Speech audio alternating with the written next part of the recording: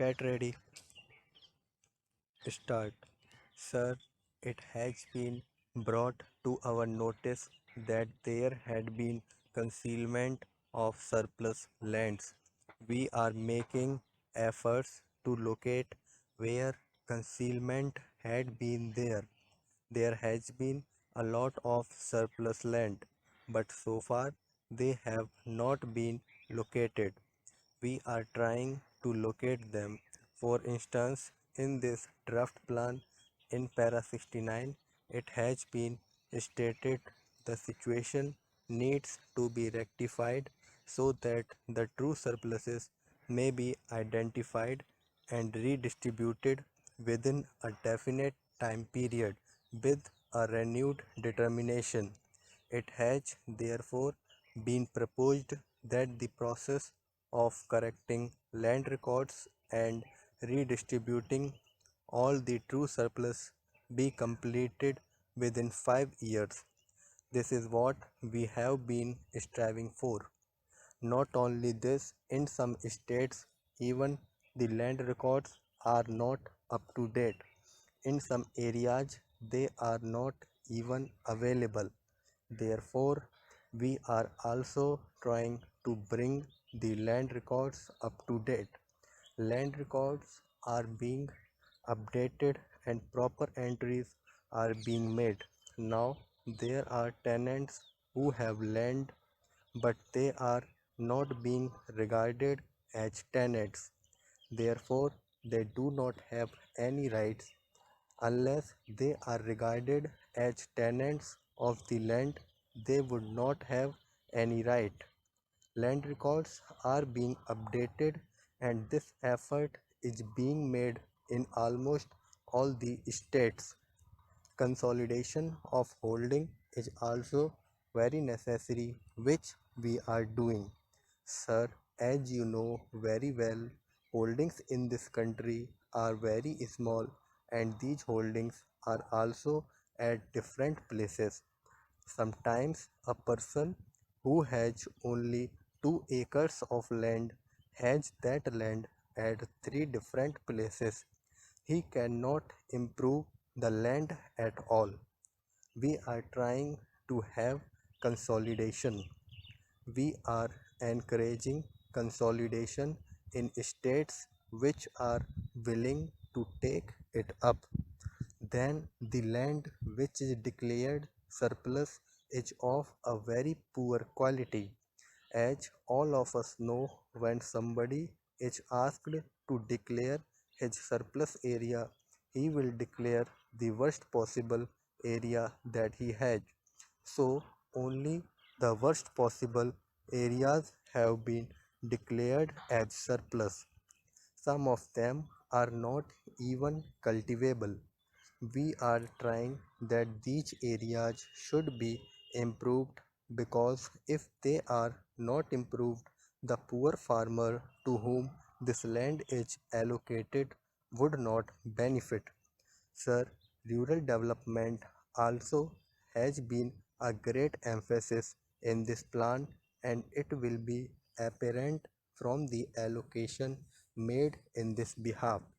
For example, so far for rural power, they had not made enough provision in the earlier plans, and that is why for agricultural sector, power is simply not available in some areas. For instance, I would mention Odisha, which is perhaps the only surplus state of the country so far as power is concerned. This is very state of affairs. That is why we are trying to place more emphasis on power for rural areas. A provision of rupees 3000 crores has been made, which is far greater than the provision so far made. Similarly, for roads, roads have been constructed by some states and the economy of their villages has changed considerably. We have provided 800 crores for rural roads. Similarly, a provision has been made for traditional cottage industries. and we can provide some sort of employment in some areas.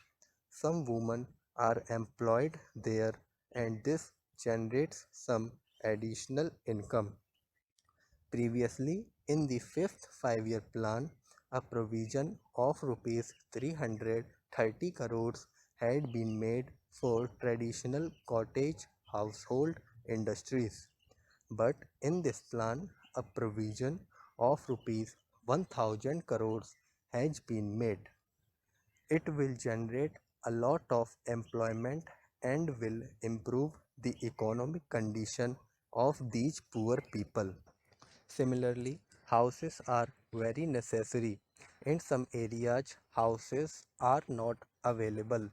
Only small thatched huts are available.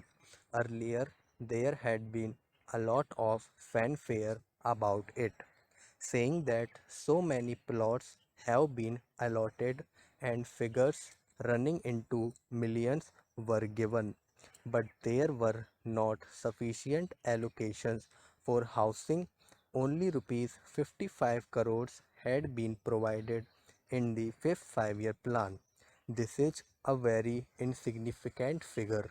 So far as rural housing is concerned, we have provided rupees 500 crores, 10 times more. This is thus a big leap we are taking for rural development. It is very necessary for a person to have a house to live in at least. For hilly and tribal areas, rupees 800 crores have been provided separately.